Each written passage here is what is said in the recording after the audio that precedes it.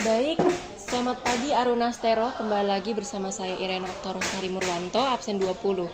Pada kesempatan pagi ini, kami akan membahas tentang pelanggaran hak dan pengingkaran kewajiban.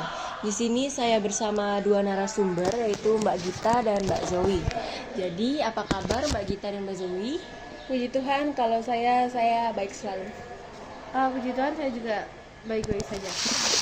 Oke, untuk pertanyaan pertama, apakah kalian sudah memahami makna pelanggaran hak dan pengingkaran kewajiban? Kalau dari saya sendiri, saya sudah lumayan memahami. Kalau pelanggaran hak itu ketika seseorang tidak memperoleh sesuatu yang harus diperolehnya dengan baik.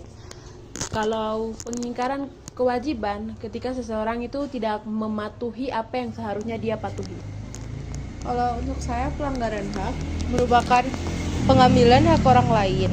Jadi kayak seseorang mengambil hak orang lain, lalu untuk pengingkaran kewajiban itu tuh dimana seseorang tidak melakukan kewajiban yang mereka harus lakukan.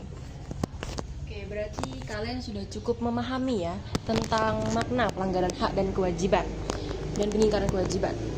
Oke, selanjutnya untuk pertanyaan selanjutnya, pernahkah kalian melanggar hak dan mengingkar kewajiban? Jika pernah, apa alasan kamu melakukan hal tersebut? Untuk Mbak Gita? Kalau saya sendiri, kalau melanggar hak itu pernah ya, kayak pernah tiba-tiba ambil penanya orang.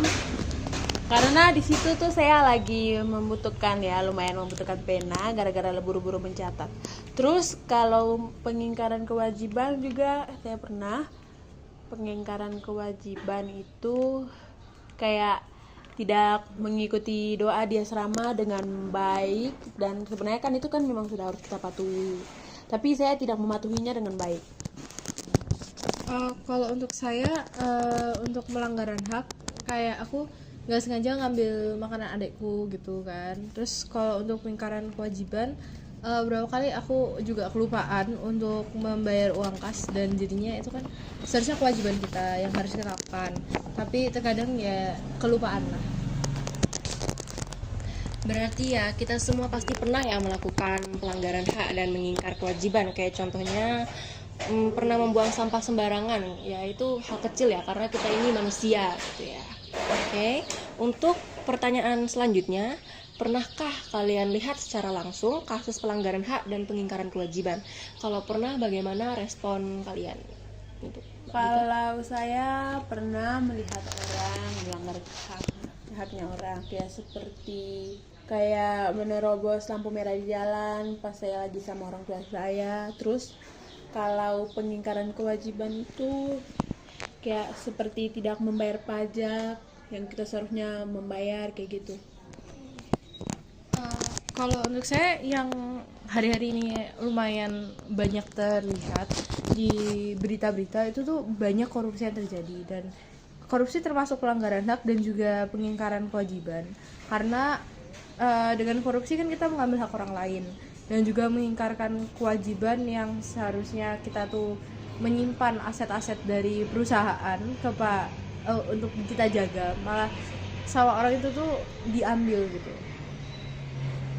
Kita juga pernah ya ngelihat orang secara langsung melanggar hak dan mengingkar kewajiban, kayak pengendara, kayak misalnya kita melihat pengendara yang menerobos lampu merah gitu ya.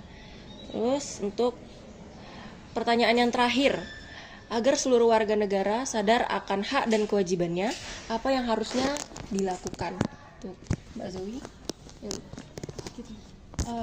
Untuk saya sih yang pertama adalah memberikan edukasi kepada generasi yang muda supaya mereka juga mengerti sejak dini untuk melakukan kewajiban mereka dan juga tahu hak mereka itu apa saja, supaya kayak bisa mencegah pelanggaran hak dan juga pengingkaran kewajiban. Jadi gitu. Kalau dari saya sendiri sih itu diperlukan juga ya kesadaran masing-masing. Terus kayak kita tuh harus juga dididik dari kecil tentang norma-norma negara, peraturan-peraturan negara yang kita harus patuhi. Terus kita juga tuh kayak pemerintah juga harus memberikan kita tuh kayak kita tuh kayak semua tuh kayak diberikan kayak keadilan gitu. Itu saja dari saya. Berarti agar seluruh warga sadar ya akan hak dan kewajibannya gitu. Oke. Baiklah, sekian podcast dari kami. Semoga kalian dapat lebih memahami lagi tentang kesadaran akan hak dan kewajiban warga negara. Terima kasih. Terima kasih.